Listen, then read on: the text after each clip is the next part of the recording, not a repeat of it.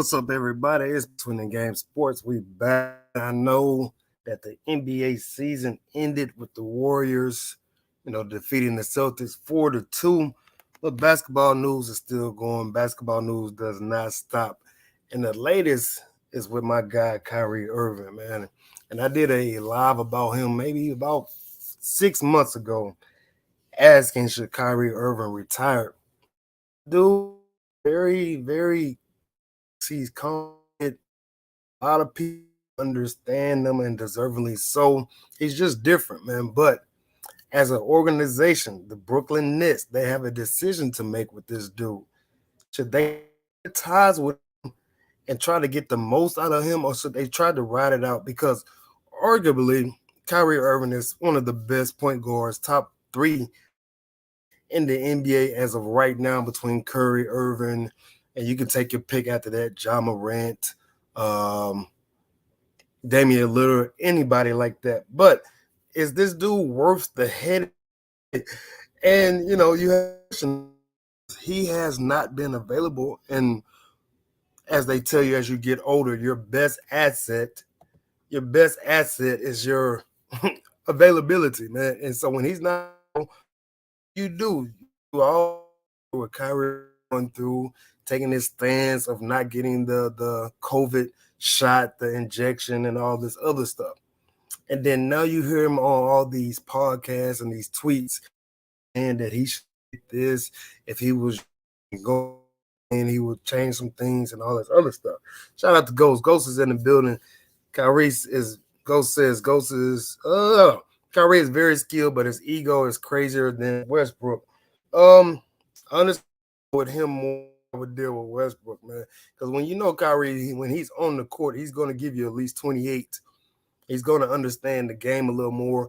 And Kyrie just has that ability when it's time to get a bucket, he's going to get it done. We've seen him hit the big shot in 2016 with the Cavs after the great block by LeBron James.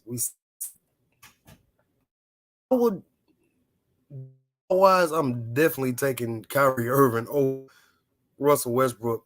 And speaking of that, there's rumors that the Lakers are very, very interested in trying to obtain Kyrie Irving. Goes on with people in general that has a crazy ego. It's very unlikely they change as a person unless they get checked in person. I can go with that, but I think Kyrie, like I said before, I really that very, very misunderstood. But far as the basketball wise, when it's time to play basketball, the dude is phenomenal. He is must-see TV. He's arguably the best ball ever graced the basketball courts. But there are rumors that teams are interested, and this is why I pose this question, or the title of this live is, should the Brooklyn cut ties with you? Because you have to figure out best asset. They did a lot. They've done a lot with the Boston Celtics trades years ago when they got KG, Paul, and somebody else, and tried their best to put together a championship team. They had Darren Williams at one point.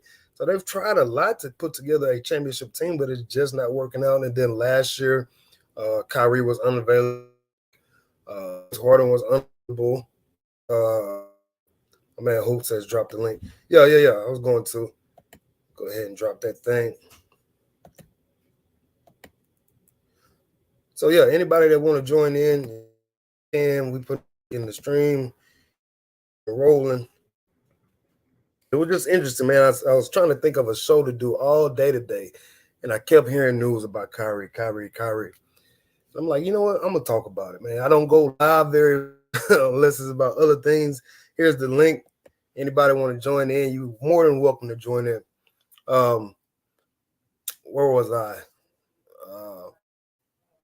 In the lake. I'm about their chances of putting together a championship team, and they were a toe away a couple of years ago. Kevin Durant with his 17-8 in the Bucks to win the championship. And so we got my man Hoop Jordan joining in. He's ready to rock and roll. What up, man? What's the deal, man? What up? What's the word? fresh off the plane. Well, I ain't fresh off the plane, but I'm off the plane. I've been still look they call it jet lag is still going A on, little but jet lag, yeah. Yeah, so man, I just wanted to jump in on this topic. It seemed like a hot discussion. People were, man, and discussing about it. I mean, let me get in on this topic a little bit. So what you got? about so from what I understand, they have like an impasse, right, with the Yeah. negotiation. Okay. Well, um, I don't know the tenor of what Kyrie wants to do. I mean, I've said it many times on my channel. He's just a contentious person, man, and you just don't know what's really going on in his mind. And so I don't know if the years are the problem or is the money the problem. So I guess you have any insight of which one of those two things seem to be the reason for the impasse? No, I didn't really do the research on it for the most part. I just know that they're it seems like the Nets are a little hesitant, and then I guess his recent remarks over the past couple of weeks and months about him wishing that he was still could have stayed with LeBron, wish he was a little more mature. And again, like you said, people I guess they don't know what they're getting out of him. So the discussions that they're probably Kyrie, are you really committed to what we're trying to do over here in Brooklyn? And at this point, if you're Brooklyn, you might want to cut ties because you've done all this to try to build and you got Rand there, you got James Harden there. None of that has worked out. And then now you're at an impasse with Kyrie Irving. Do you just go ahead and say, man, F it, man. I'm not gonna deal with this dude no more. We'll get out of him so we can build towards future, after this is over with, after he's gone. I think with Kyrie, man, you just got to know what you signed up for, man. Kyrie is again, he's an eccentric, he's an explorer. He's a guy always trying to seek truth. And that's why he got that Hamza hand tattooed on his hand. That's just what he is, man. I don't know why this is new news to them. Like you should know what Kyrie is by now, especially with his stance on, not getting the jab in his arm or what have you. So um this is on brand with Kyrie all the way. Like Yeah, what's different from what he's always been as far as your era of dealing with him. This has always been him. yeah. Is more about this stuff, the crazier it gets, man. Like I don't think I've ever heard this, but Stephen A. Smith, I don't know how true this is, but he was talking about it this morning or yesterday, saying that Nash will conduct practice, and then after that, Kyrie Irving would go and collect a group of guys that he wanted and go down and conduct his own practice. Like, how do you, as a head coach, kind of deal with that? Most coaches will call him a head case. I don't want to just call him different. But Well, if you're a head coach and you're dealing with this, and this is after he already told the organization that they don't need a head coach. yeah. So what power do you have as a coach in dealing with him? If I'm Steve Nash, I'm like, all right, man, look, I'm in way over my head. Y'all got it. I'm out. Well, I was just about to say because Steve Nash stinks as a coach. So I mean, I'm not mad at that, and I would juxtapose that to me when I was in junior college.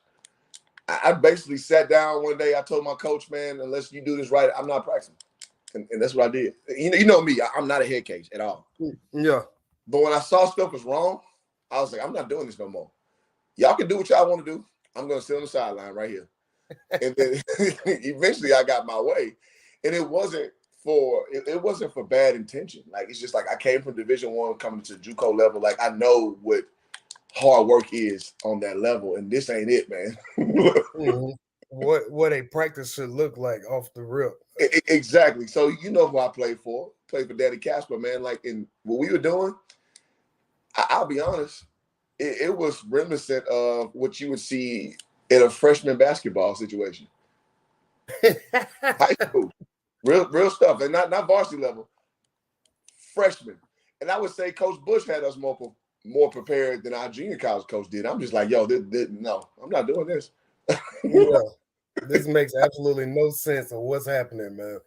But Steve Nash should know how to conduct a practice, man, because obviously he was, called the so-called coach on the court. He's a I want to say back-to-back MVP, so he should know a little something. And this is why everybody will say, man, why does such and such go and coach or whatever? Why Michael Jordan doesn't go and coach or James when he sometimes great players aren't able to translate over to coaching. It's very, very hard to do. You see the guys of the ilk of a Steve Kerr, Right. a Mark. Um, I mean, I don't know about second tier. I kind of understand more full onset of team than just a star individual.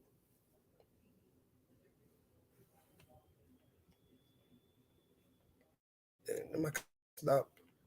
Your connection kind of going in and out, Will. Yeah, suspect. That's what I just thought. I was like, my connection just stopped. No, I was saying that here last.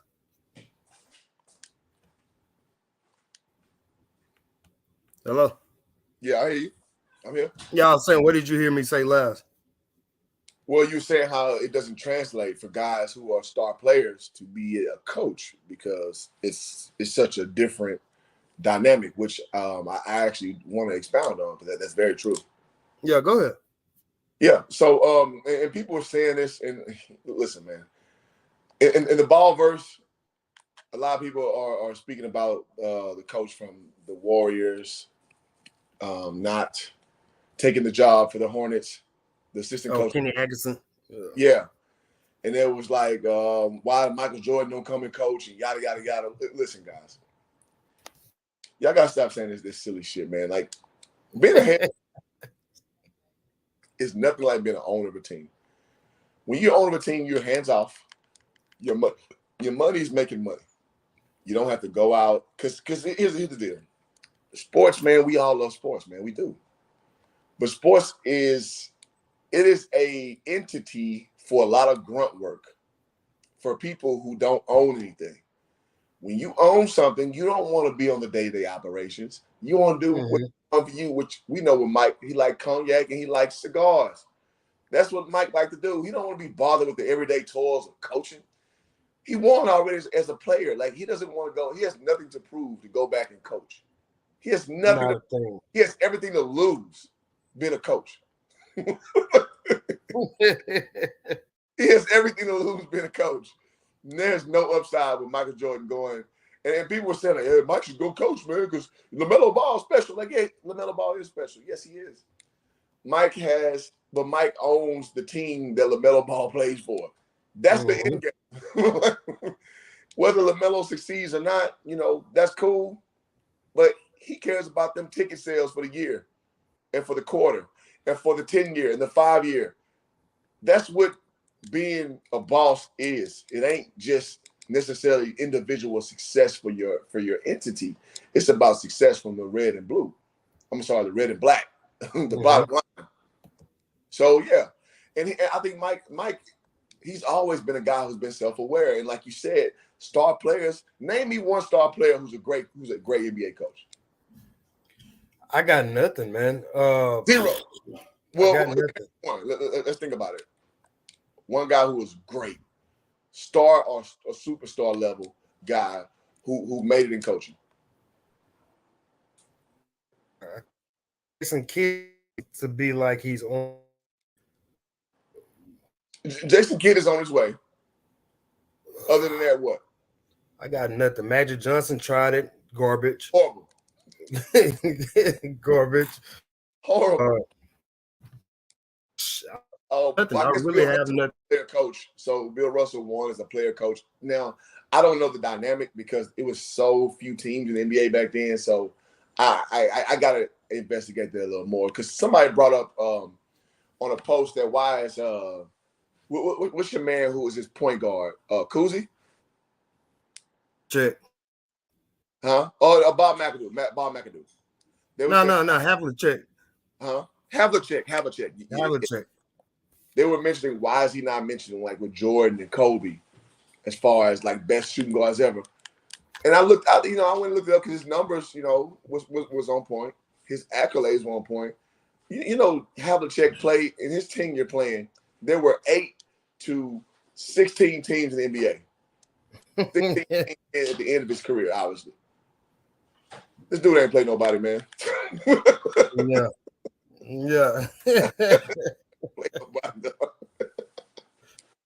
Check here with that right hand dribble. Hey, ain't nobody trying to see that. But I totally get your point, man. But it's very very hard to be a star player then transition your mind because is out of that same mind state that you did, and it doesn't normally go that way. Mm-hmm.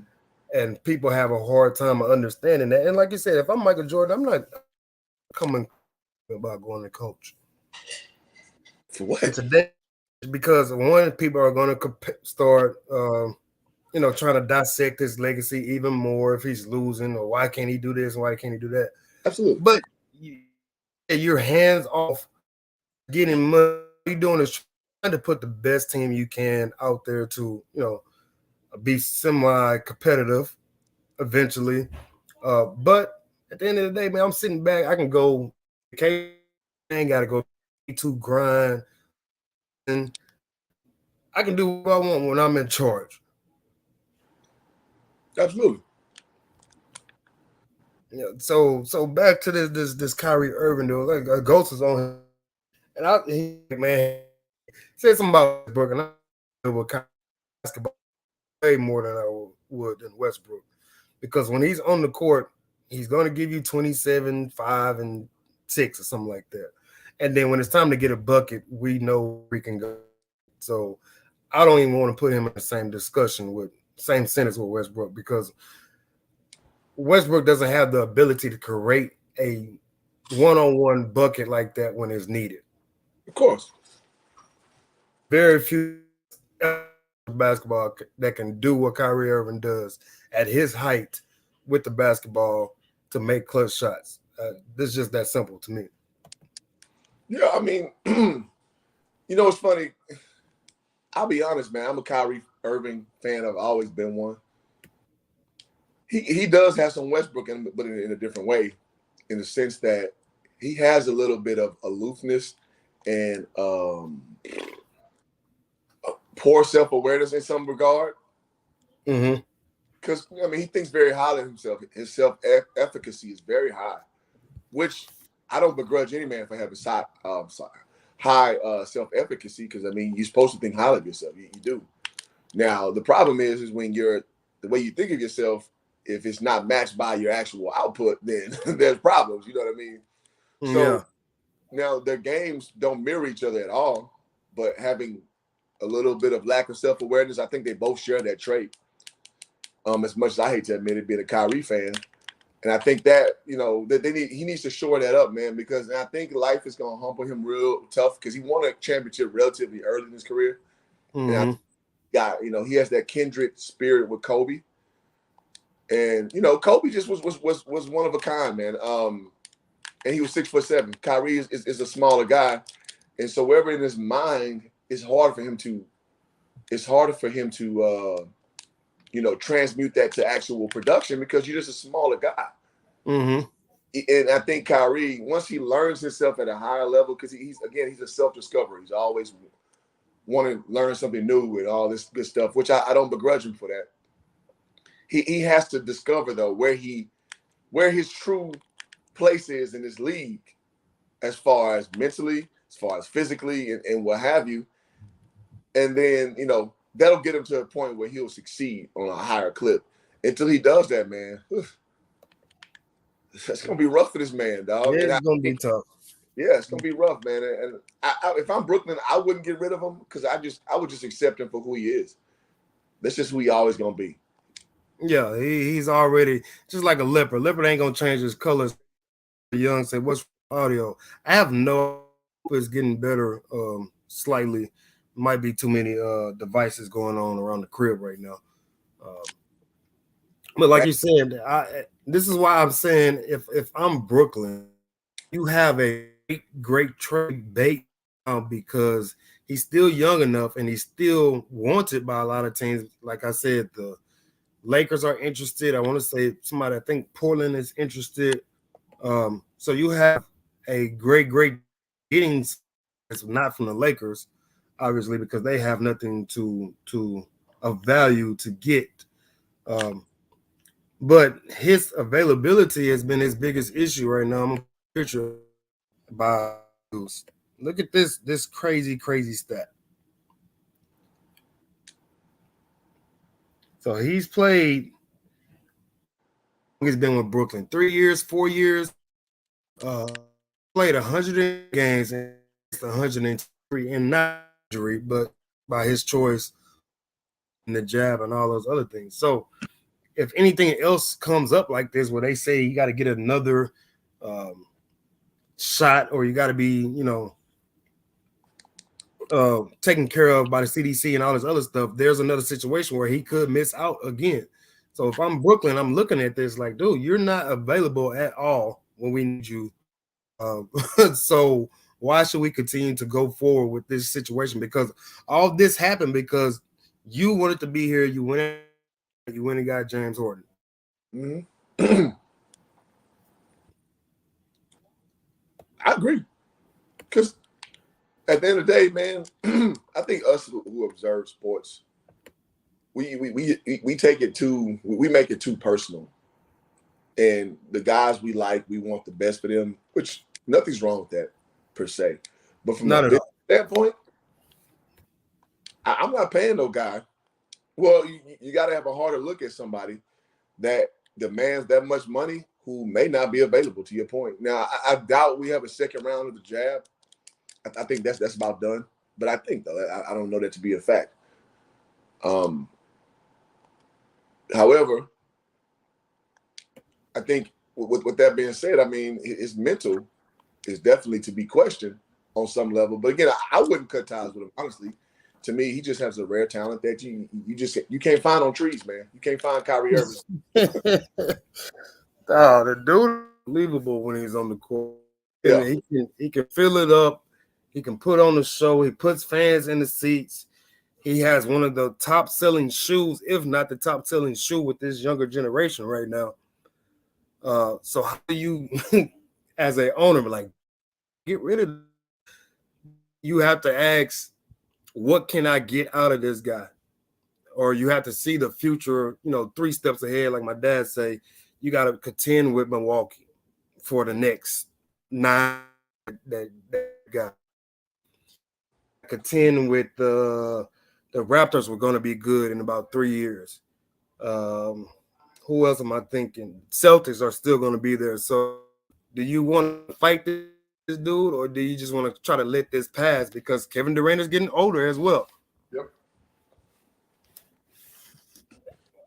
Yeah, it's rough, man. Golden State ain't going nowhere, man. Like I said in my videos, Golden State ain't going nowhere, and I'm happy they won. I said this in 2020. I was like, for all y'all saying to blow the team up, I was like, relax. This is on wax. So I ain't just talking. I ain't jelly come lately. I said this in December 2020 when everybody was piling on. Golden State lost by 30 and like 40. And everybody's like, oh, man, it's different. Because everybody was trying to get on, dog pile on Steph Curry and Draymond. I was like, relax. Klay Thompson didn't play. Draymond ain't play. They lost to 2 teams who happened to be the last 2 teams in the East that year. I was like, relax, man. So, yeah, Golden State ain't going nowhere. And Golden get State, and their number 2 overall draft pick ain't play this year. Lord have mercy. no, them dudes tough, and the young fella Kaminga just getting his ears wet. Man. Yeah, he's probably a top 5 NBA. So he has a chance to learn behind these dudes between Steph and Clay, even Jordan Poole. Yeah. Yeah, Golden State, man, the rich get richer, man. And I'm not mad at them, man. They did stuff the right way. They tanked it. When they said Steph had that broken hand or whatever it was, whatever. Do what you got to do, man. Play the game, man. Yep. Clay wasn't out there. Draymond was iffy. Man, go out there and take your lumps, man. And it turned over so swiftly for a championship within 2 years when I told people to relax. So Yeah.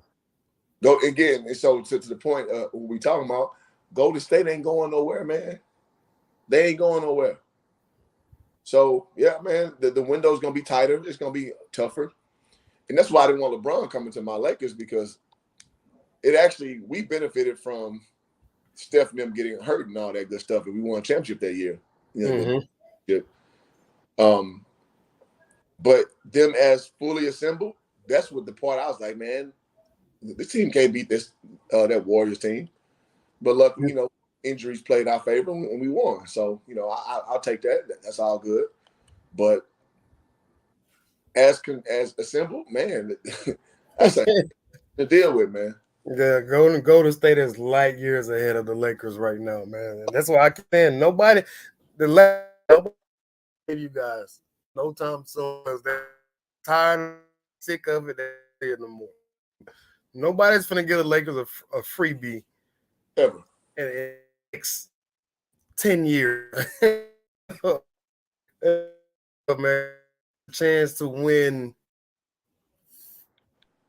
these three Steph Curry. Dang, man, that audio is out of there. Yeah, I don't know what's going on tonight. I was saying I think Golden State has a chance to win at least three more in the Steph Curry era. Yeah, of course they do. Absolutely.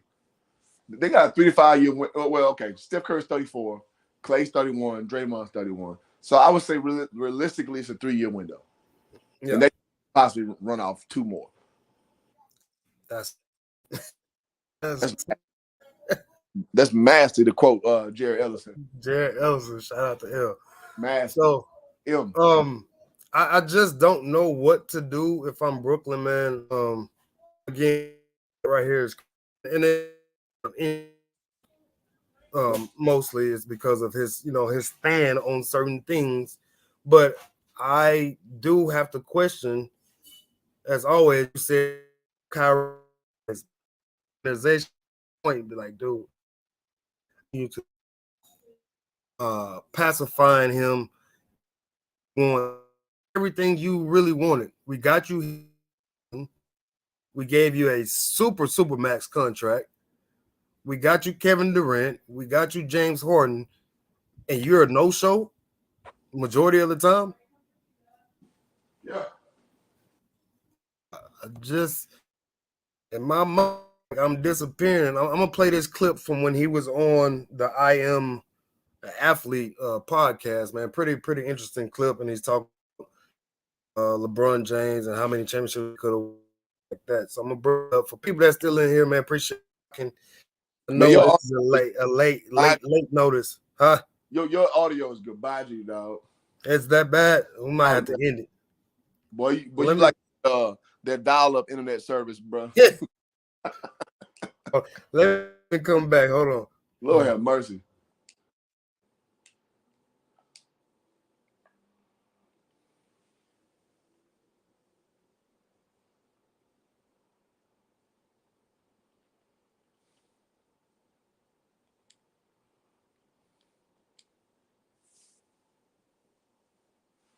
Well, for those listening till Will comes back up,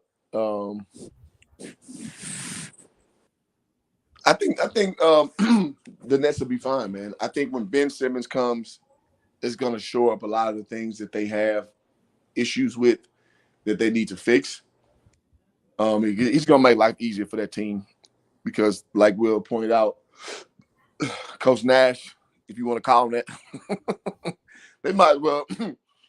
The Nets might as well put Steve Nash on the bench like Udonis Haslam and let him be the de facto assistant coach because he damn sure ain't no head coach.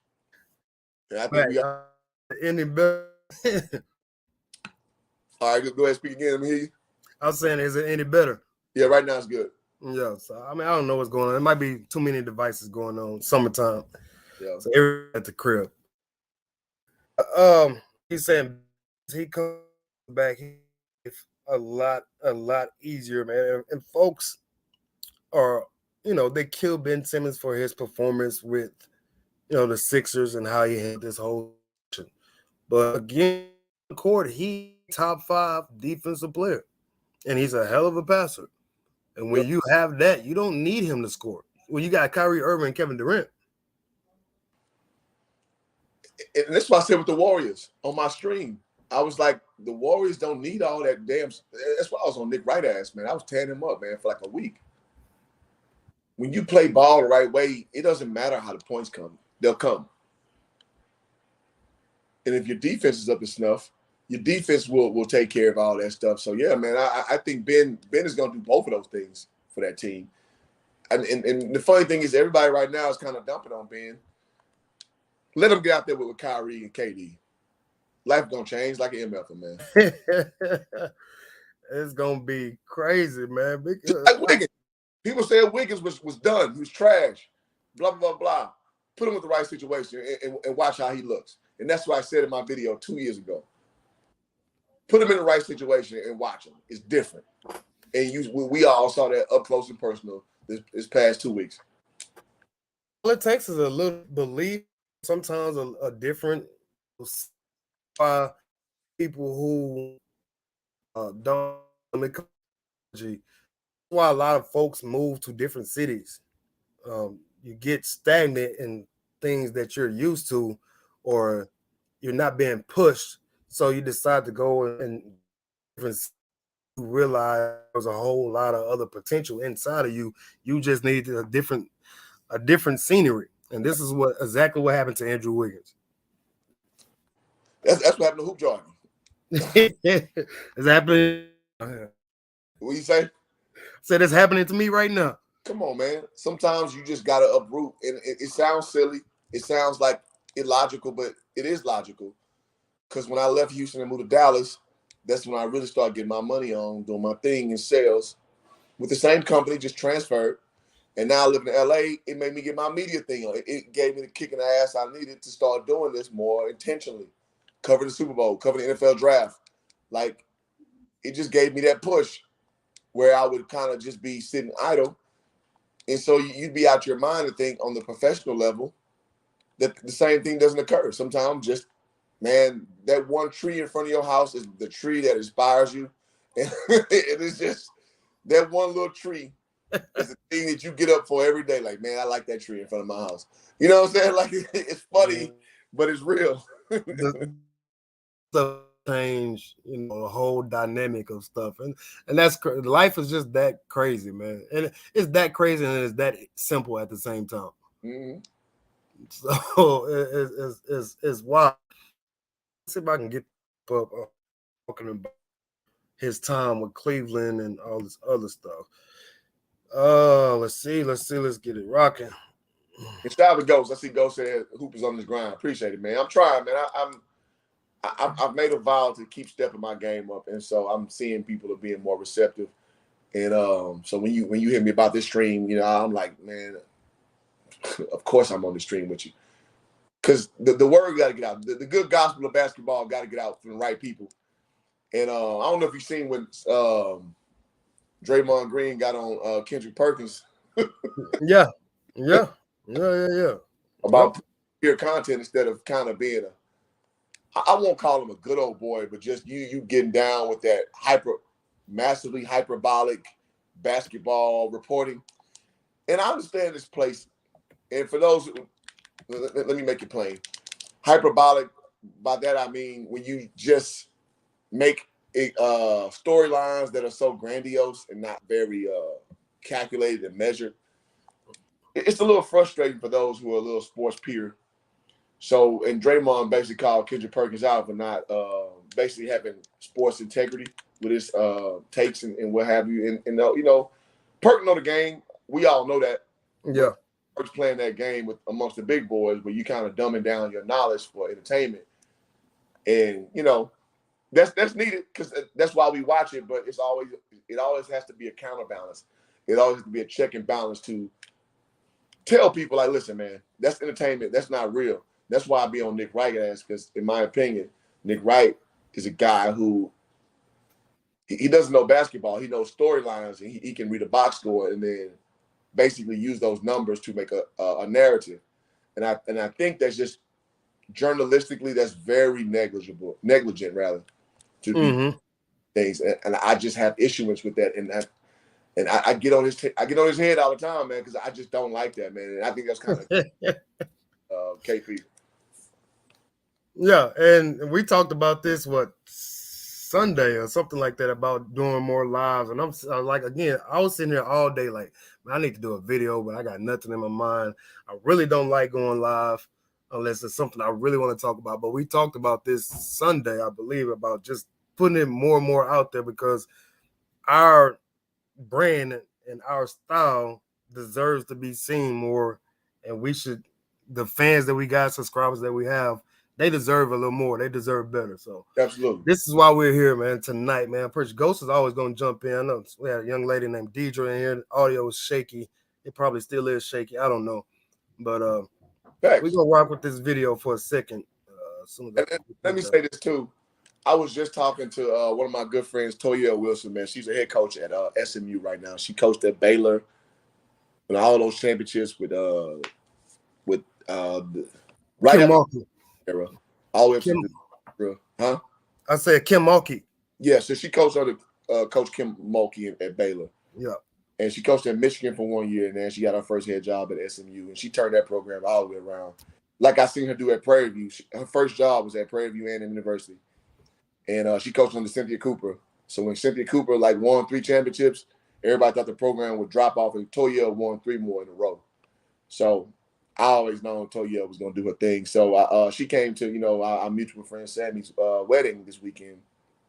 So I got to get a chance to see her in person. Well, I ain't seen her in person in a while. But I talked to her about the fate of the NBA, and let me say this: her views are not different from mine, from a Division I college coach about the WNBA and how they need to improve the brand of that league. I'll leave it at that. But I say that to say that I really talk to people who got skin in the game. So when I come and do live streams, I'm coming with perspective from people with skin in the game, with sweat equity, as they call it, right? Mm-hmm. So I'm coming in here with I'm mirroring the sentiment of people who really get paid to do this, get paid handsomely to do this. People who really care about the sport that we call basketball. So I hope y'all appreciate when we hop on here, because I know Will does too. Hell, Will, one of the few dudes I'll admit knows more basketball than me. Don't mean I ain't gonna come to the table with it. Yeah, exactly. But it's like, I hope y'all respect pure commentary in this space, because it can get real goofy. People are really lazy. They look at box scores and then they try to tell you what's going on. So I'm hoping y'all rocking with this, man, because we do this stuff because we care. It's not because it pays us a lot of money. Let me put it that way. Yeah, we get paid pennies by compared to what we putting out. Literally on some of my videos get paid pennies. No, people don't understand, man. YouTubers, you have to have like at least 60,000 subscribers to make a somewhat of a decent side gig with this, man. So we do this for the love of talking sports, man. This is just something we've been doing since we were kids, man. Mm-hmm. So it is what it is. So appreciate, man. Like Ghost always jumps in, and of course, once we start doing more lives, more people will come. And this was just out of the blue type of a stream. So. Yeah. And it's kind of late news, man. A lot of people were talking about it earlier in the day. So we're not tripping, though. Oh, we're going to play this clip real quick. Sir. Kyrie Irving on the I Am Athlete podcast. Hey, James Harden, right? Which most people thought that. Yeah. He wanted to trade. You did that before. You asked for trades. Mm-hmm. And you asked for trade. You probably was on the best team other than the Warriors. The best team. Hold on, let's keep real. That Cavs, come on, Warriors or Cavs, whatever, however you want to push it. It was going to happen. Like, come on, that'd have been tough. Hey, if they would have kept that together, that little group right there, that remember that Bulls versus Blazers game back in the Gap, or it would have been somewhat of that type of nature. What team? Like, remember that Bulls versus Blazers era, or the what else? Well, what team? What is he referring to? The Cavs group. If Kyrie Irving stays with the Cavs, they're saying that this Golden State Cavs rivalry would have continued for about 3 or 4 more years. I disagree, and the reason why is because the Cavs team did not play offense properly. They got lucky that year when Harrison Barnes played like absolute dog shit. Yep. Bogut went down, and Draymond Green let his emotions get the best of him. And it was a perfect storm for that 3-1 comeback. Because that following 2 years, when you brought KD in, when you showed up that small forward position, those weren't really serious at all. No. And you know what? I remember making a post about this, and it came up on my Facebook memories not too long ago. And I said, for all of you Cavs fans, like you hope that the Cavs will win. You hope that they can pull out a miracle. But if you're a real basketball purist, you knew that the day that they signed Kevin Durant, it was over with. It's a wrap. I mean, if you watch the games, Will, the Warriors was they didn't just it wasn't KD or bust though. They were still running plays like they do now. It was the same. And you watch you watch Cleveland anytime LeBron James was off the court, they were lost. And I said it in moment, I was like, if the Cavaliers beat them, they have to hit all their shots. And game 3, when they finally beat them with the second year, one game in the finals, they shot like lights out. So you got to put together 4 games like that. Not impossible, but highly improbable. So I don't see. I mean, so let's think forward. If they kept that team together, they'll have to play KD got injured that year, so maybe they would have beat Toronto. But I don't know if they beat Toronto with Kawhi there. You think that team would have beat them? Yeah, because Kyrie Irving cancels out.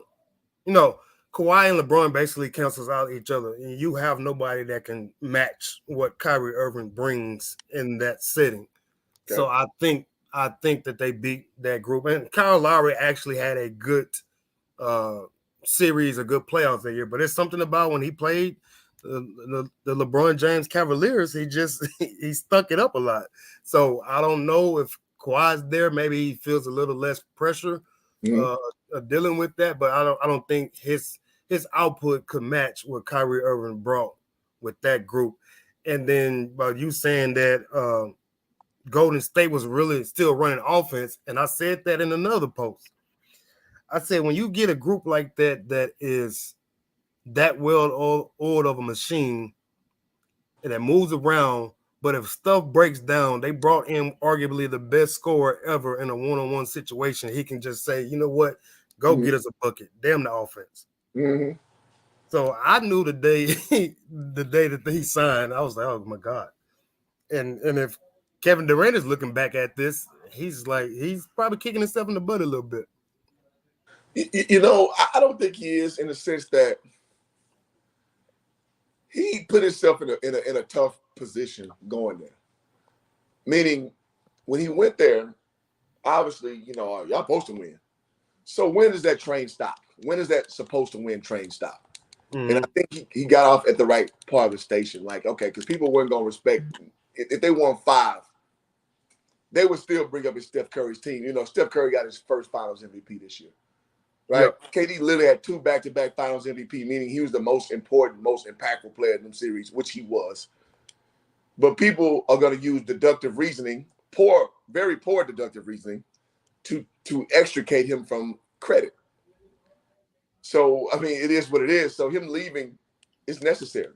And if he goes back later or whatever, that's fine. But at least he showed he had the gumption to go and try on his own, which I think that's what people wanted out of him. And, you know, KD cares about what people think.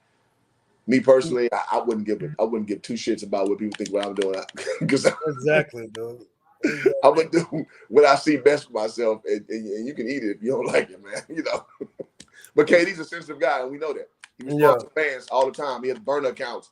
He does stuff to show that he cares about. This is a guy burner accounts, man. Bruh.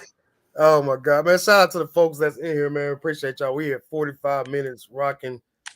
Jared Schuyler says Jason Kidd. Maybe I guess that's in response to what we were talking about earlier about great coaches.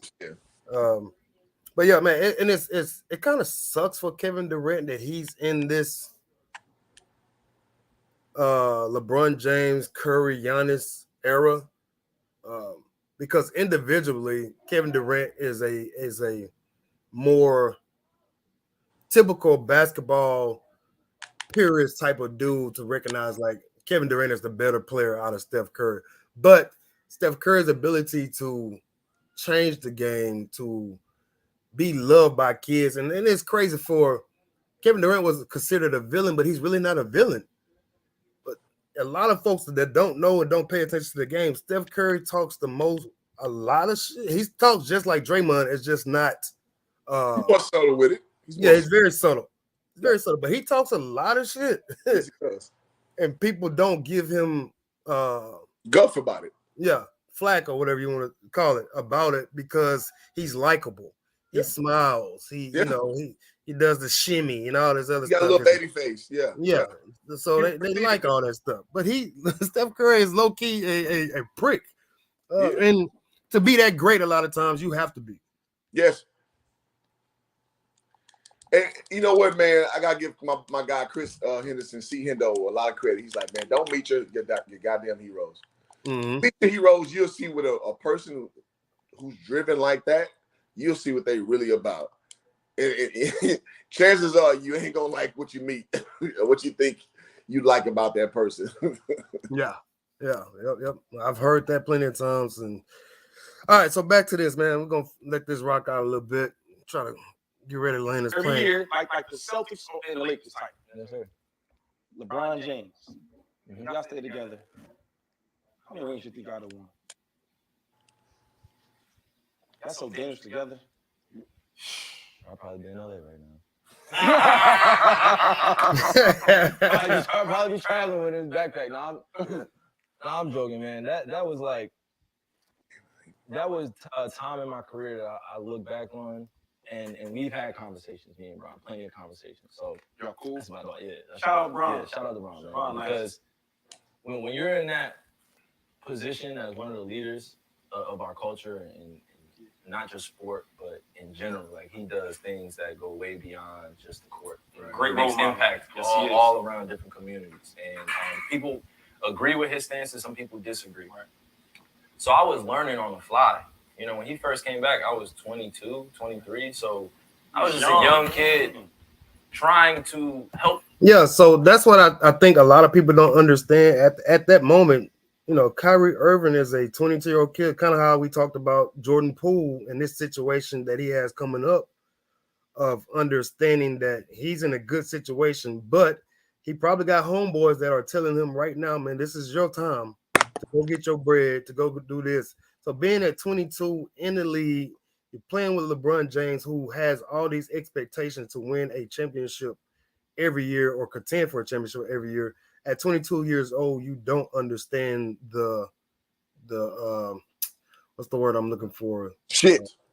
You don't understand shit at 22. Yeah. That's what you're looking for. Yeah. You don't understand the weight of what's happening or going on around you, man. So yeah, I can understand where. And again, it's funny in life for folks who don't understand men.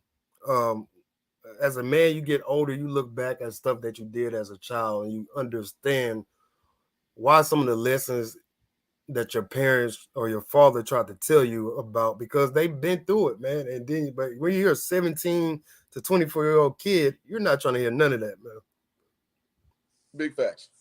You think you got to figure it out, and you learn around 30, like, golly, I don't know nothing. Yeah. Not a damn thing, man. And luckily for me, I was always, kind of a more quiet person. So and my dad told me one time, and he's talking to me, he's like, man, I never thought you was listening to when we were talking, you would never say anything. But I was always more of just a very, very observant listener. So I didn't have to say anything. So I was soaking up a lot of stuff that he told me. I just didn't know how to express that as a kid. Yeah. Now with that, and a lot of people that's just reality situation, man. That's why when you learn human psychology, that's why guys like Phil Jackson's, to me, not a great X&O coach, a great manager of personalities. And when you learn the psychology of people, you learn to manipulate them. And I always tell the story, which everybody knows now, that with Phil letting your boy Dennis Rodman go to Vegas and wild out for that day because he knew that Dennis need to go get that out of his system. Mm-hmm. That's just a heightened sense of understanding human um, uh, Behavior. behavior. Yep. Yeah. So I think it's great that people are great. It's great when people do have the ability to tap in and do that, because if you don't have a great understanding of that, things just, like life don't just keep whooping your ass, and Mm-hmm. you get in front of anything because you just keep seeing it going, as it's going. And I think that that's a rough thing, man. That's a rough thing when you don't have the ability to see things before they happen, and you're more Mm-hmm. reactionary. It's just not a great thing, man. It's not a great thing. And this is why, I'm a Jared Seiler. I'm gonna get to your comment in a second, and I call it the PG vision, man. And I be talking to Lauren about it all the time, and the ability to see things two steps ahead or whatever, and just taking that away from basketball, and I put that towards life, being able to see things 2 3 steps ahead. But that's the problem with Russell Westbrook because he doesn't have PG vision. But I'm gonna get to this dude comment right here. Jared Schuyler, man, I don't know if this is your first time to the channel. If so, man, please subscribe. We appreciate you dropping through. I think this is your first time. Make sure you subscribe to Hoops Jorgen's YouTube page as well, his channel as well, and then find us on all social media platforms: Facebook, Instagram, TikTok, and Twitter. LinkedIn, So Black Planet, all that. so he says, do y'all think KD will leave if Kyrie is let go? I mean, he did go to the Nets to play with him. And do y'all think that would have an impact on Brooklyn's decision? So I'll let you go ahead and rock with that one. See again, KD's backed in the corner, man. KD just can't go. He just can't. He got to be very calculated with what he does. Let me put it that way.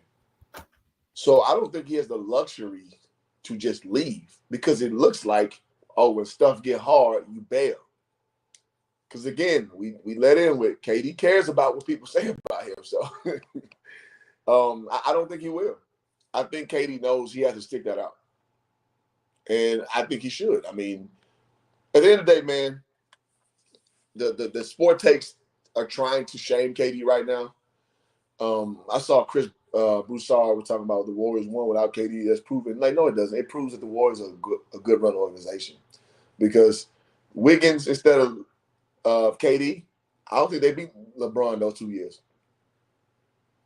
because KD took it to LeBron's mouth both times. It wasn't necessarily the team dynamic. It was KD doing his damn thing.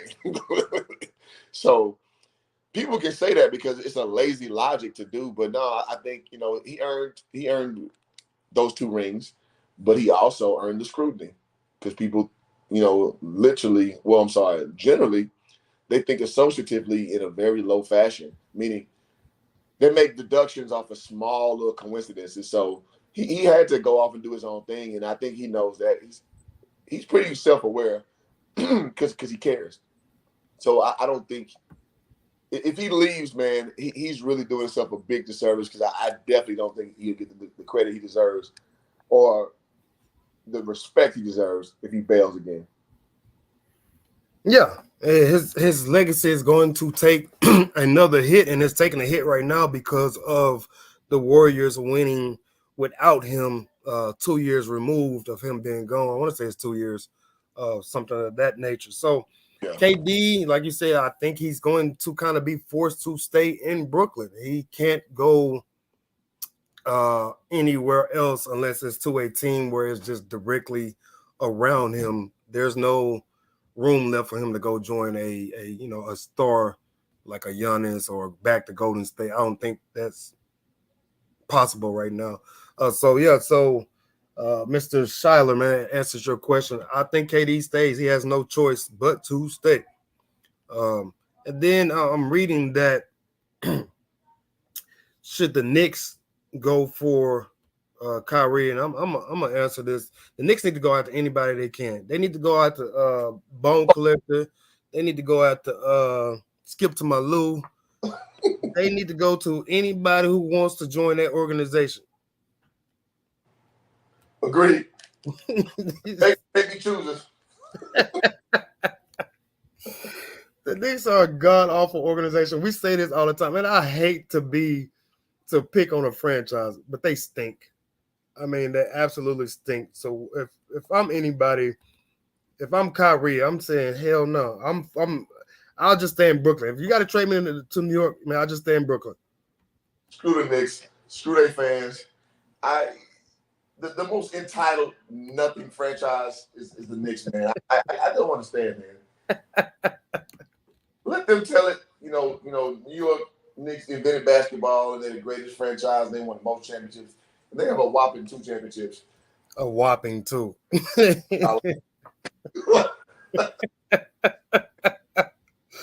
Oh my God.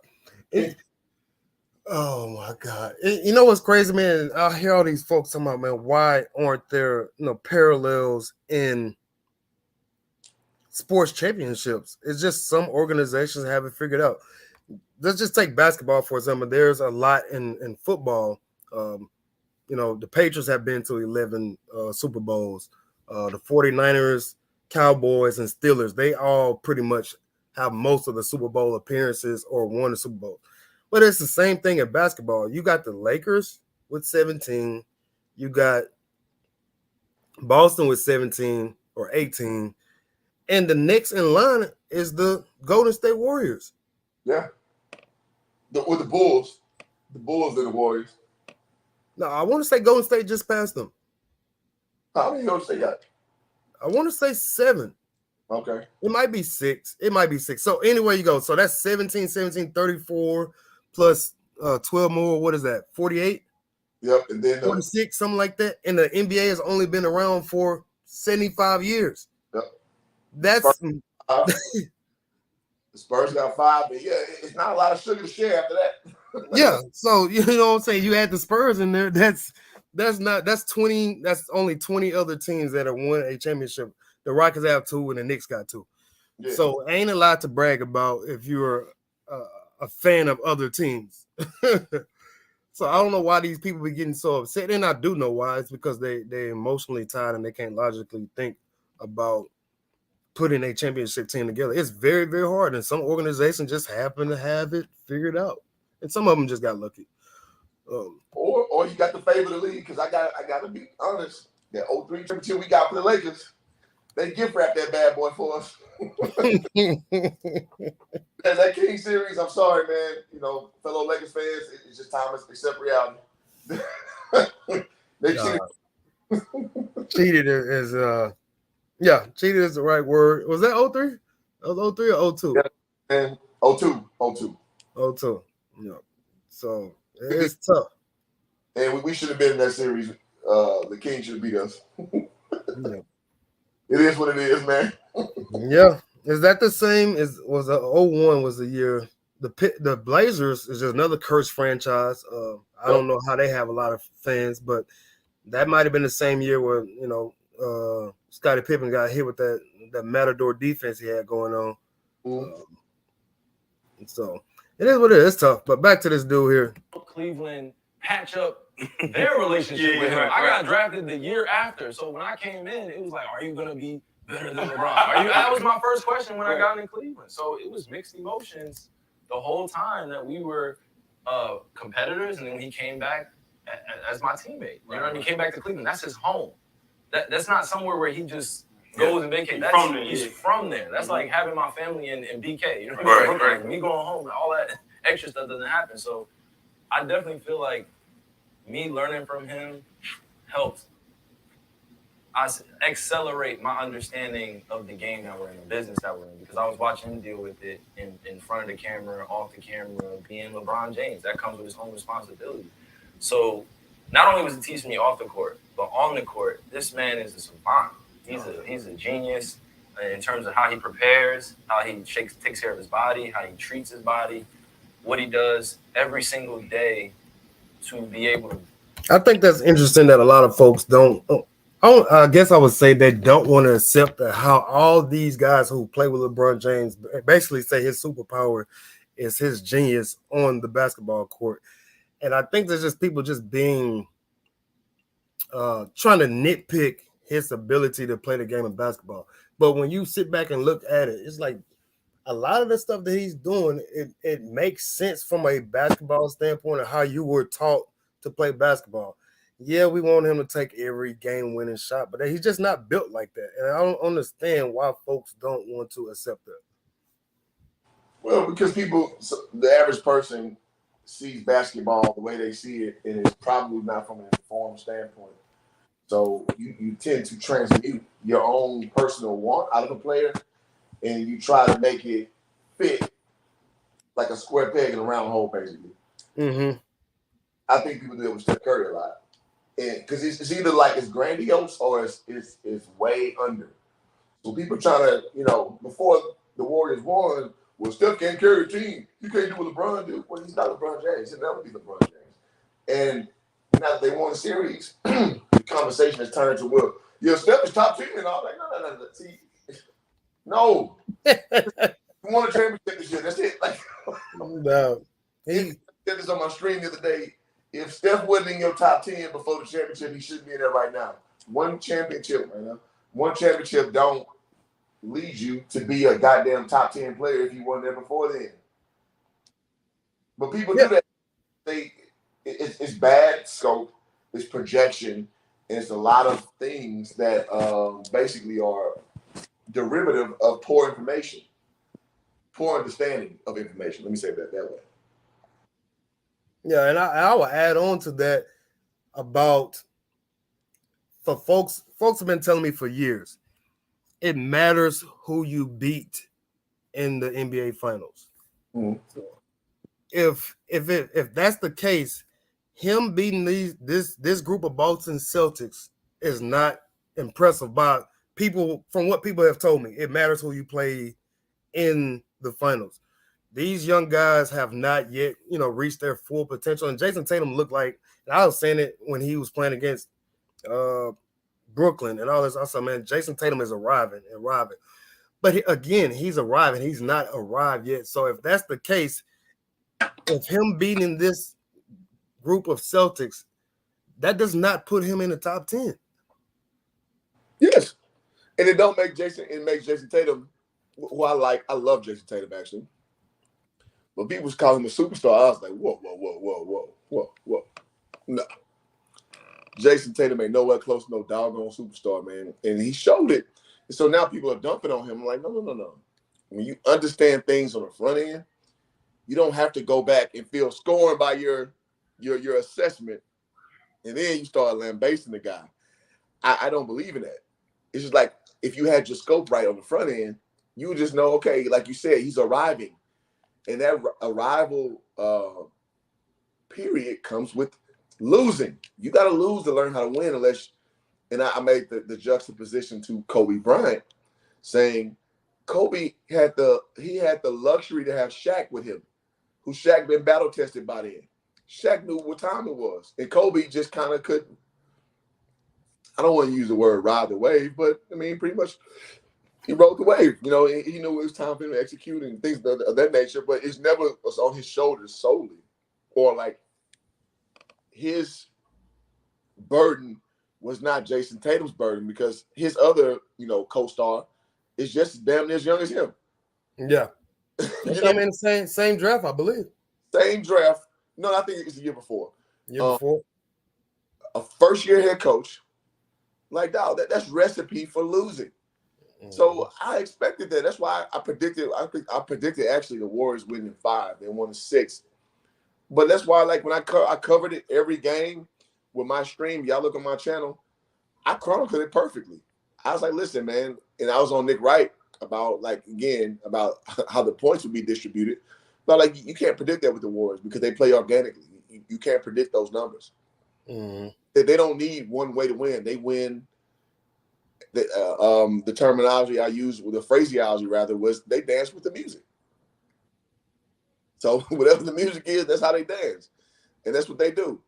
Steph Curry is going to be, at the head of the dance, but the team is not contingent on one dance. They can whatever you playing is how they dance. Yeah, they can go suavemente. They can go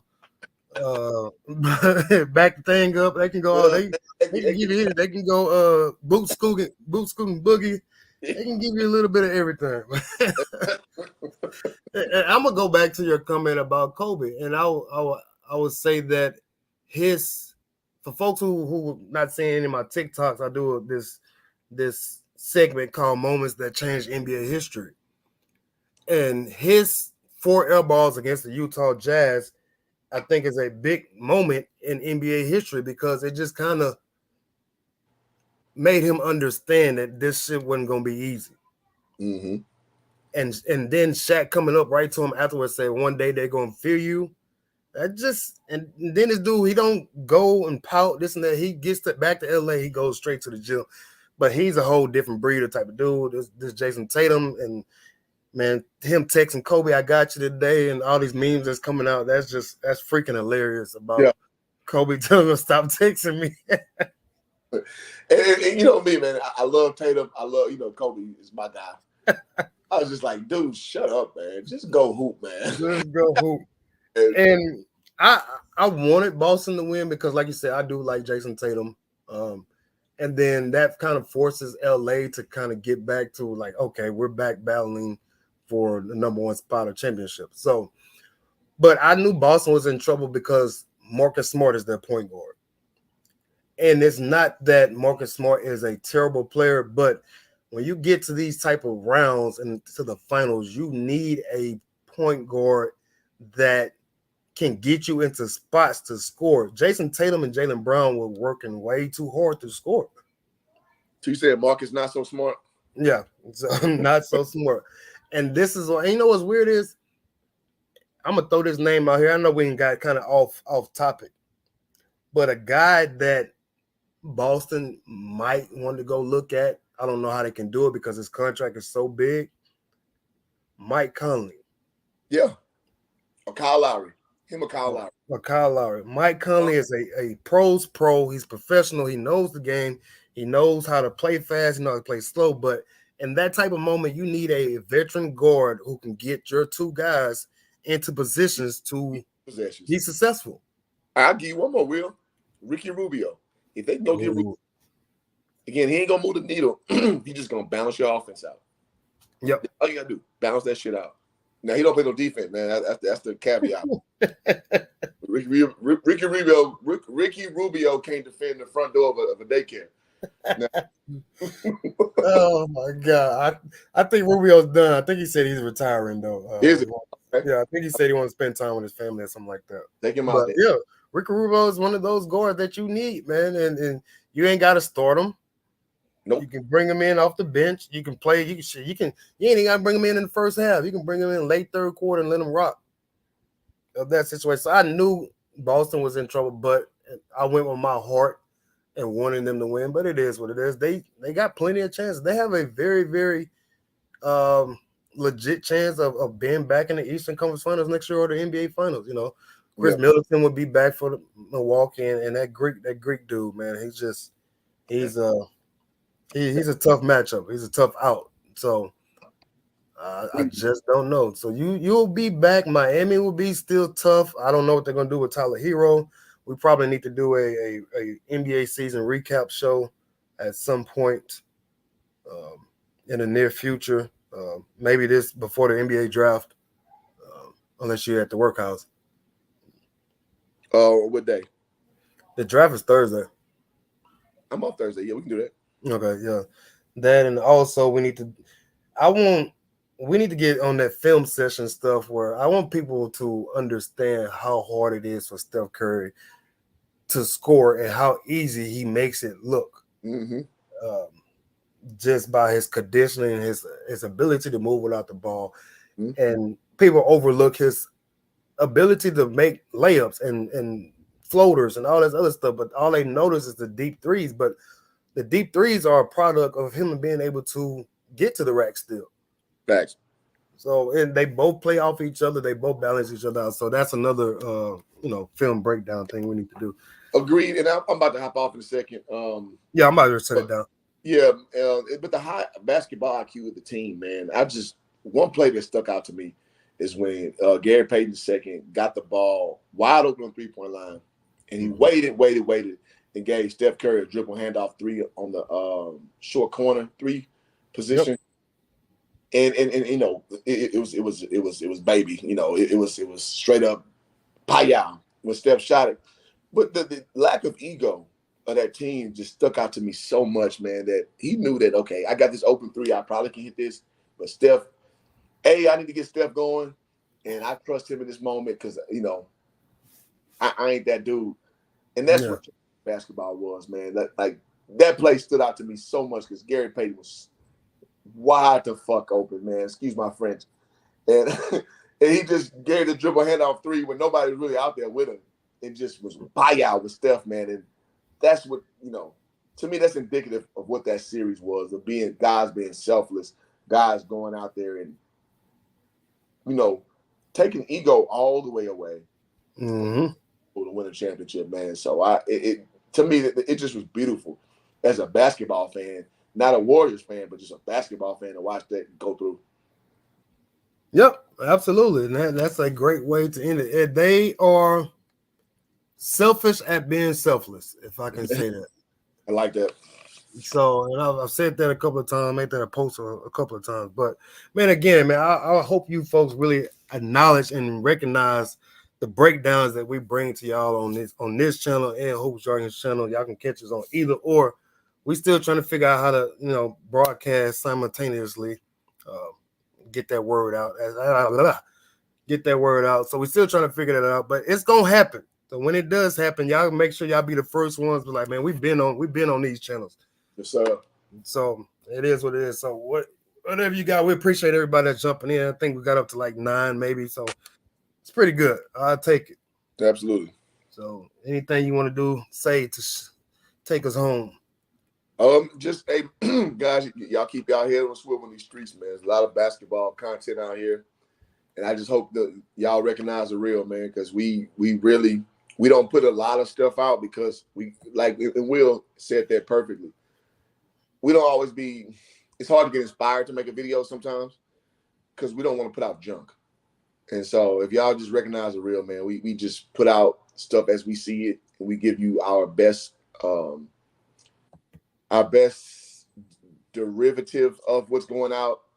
And that's when we put videos out, man. We try not to just spam y'all with stuff that ain't succinct with actual acumen of learning the game. We really try to give you the game as it is to be told, not to be sold. So I hope y'all appreciate that, man. Y'all can subscribe to my channel. If y'all not done so, please subscribe to Between the Game Sports. And that's all I got, man. All right. That's it, man. Peace. Y'all be easy. Yep.